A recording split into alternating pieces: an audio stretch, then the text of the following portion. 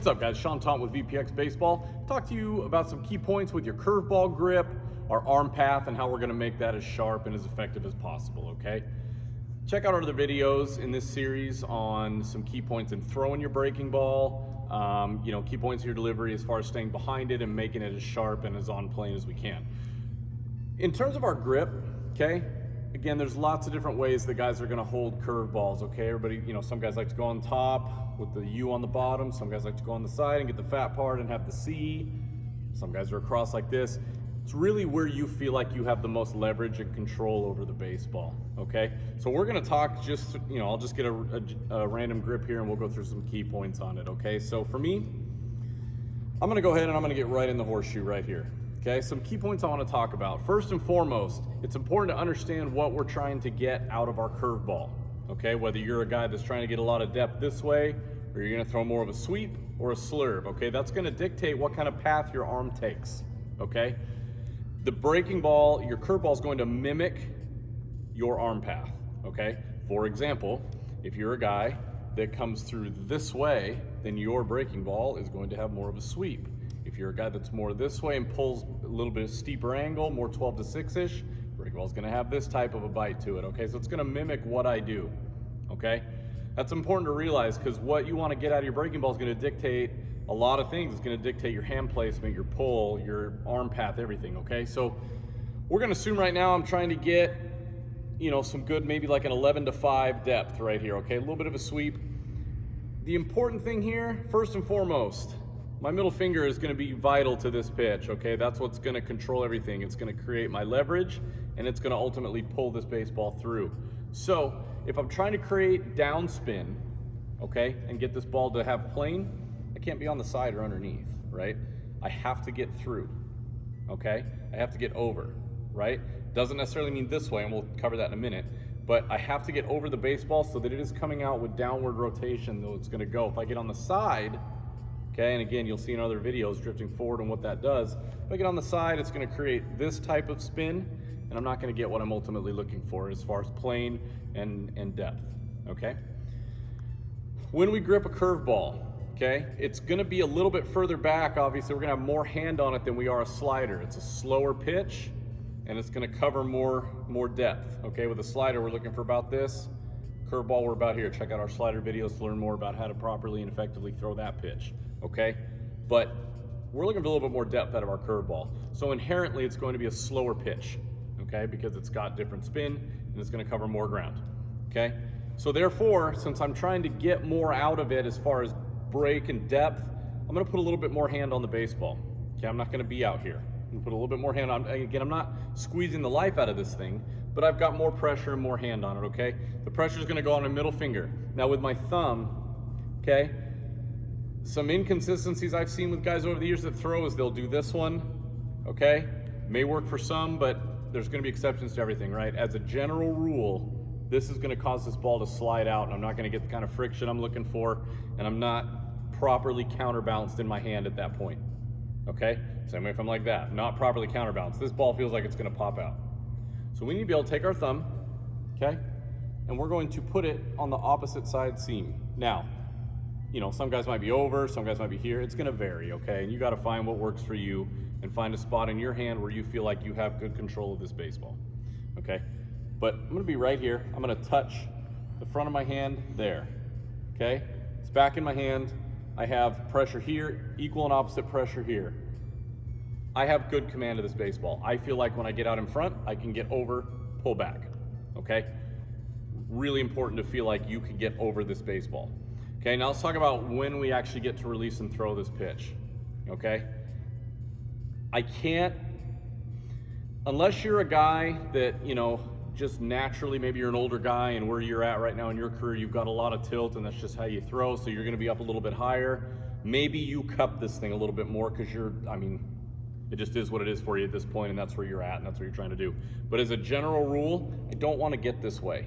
Causes too much tension, it causes your arm to blow out that way, the ball's gonna pop out, you're not gonna be able to pull and get effective bite, effective spin, okay? Plus, it's not a good move right there for my joints right there. I don't wanna blow this thing out that way, that's how we get hurt. This is how a lot of young baseball players, there's a lot of stuff out there that says, hey, big hot topic, right? As it should be, about how, you know, throwing curveballs can injure young arms. Absolutely, if thrown incorrectly. Absolutely, right? If thrown incorrectly, it can hurt any arm, right? Because if you're this way and you cup and you blow out that way, that's not good for anybody, right? You're exposing all these.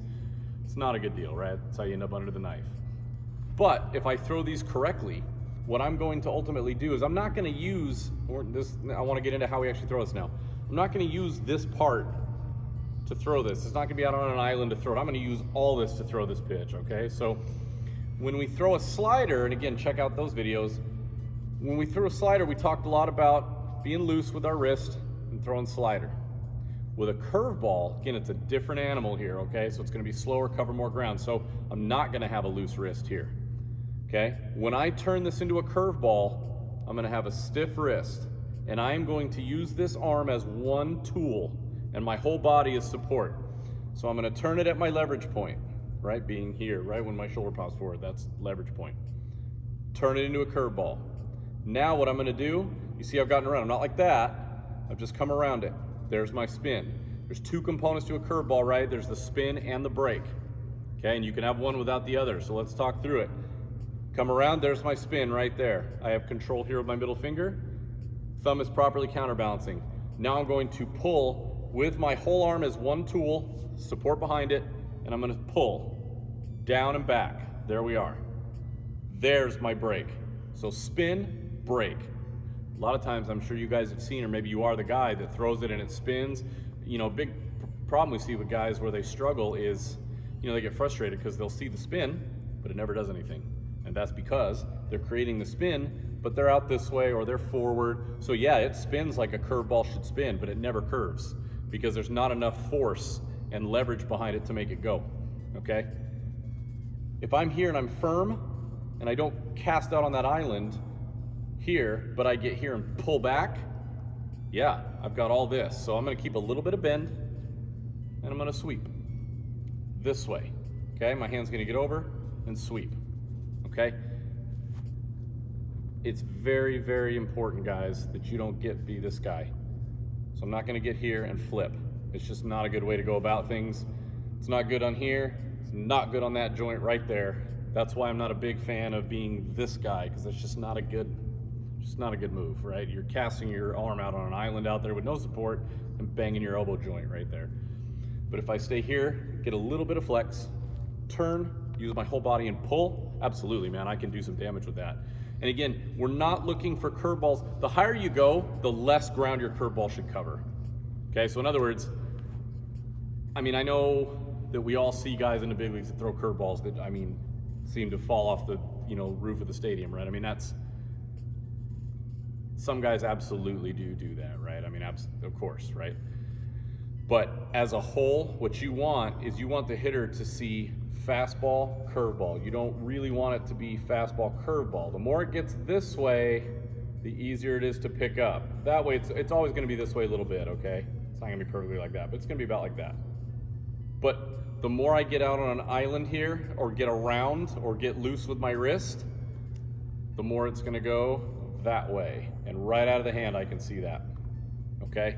So it's very important, again, that we have proper support for this pitch, that when I rotate through, I'm tall, and behind it, my arm hits leverage change, then turns. I don't want to turn it into a curveball back here. I want to stay fastball, fastball, fastball, fastball. There's my leverage change, boom, curveball. Not there, come around the baseball, good hold with the middle finger, equal and opposite right there with my thumb, pull it back, okay? A breaking ball is a curveball is a very effective weapon for you to have, and if we throw it correctly, it can be a devastating weapon pretty early on in your career. But again, very important to throw it correctly. Otherwise, absolutely, we can get hurt doing that if we just get out on this island out here, or if we're loose with our wrist, or if we're forward. Have good support, get around it, have a firm wrist, and drop hammers on guys. Hope this video was helpful for you guys. Check out other videos in the curveball series. We've also got a full line of products on our website. Help get you to the big leagues.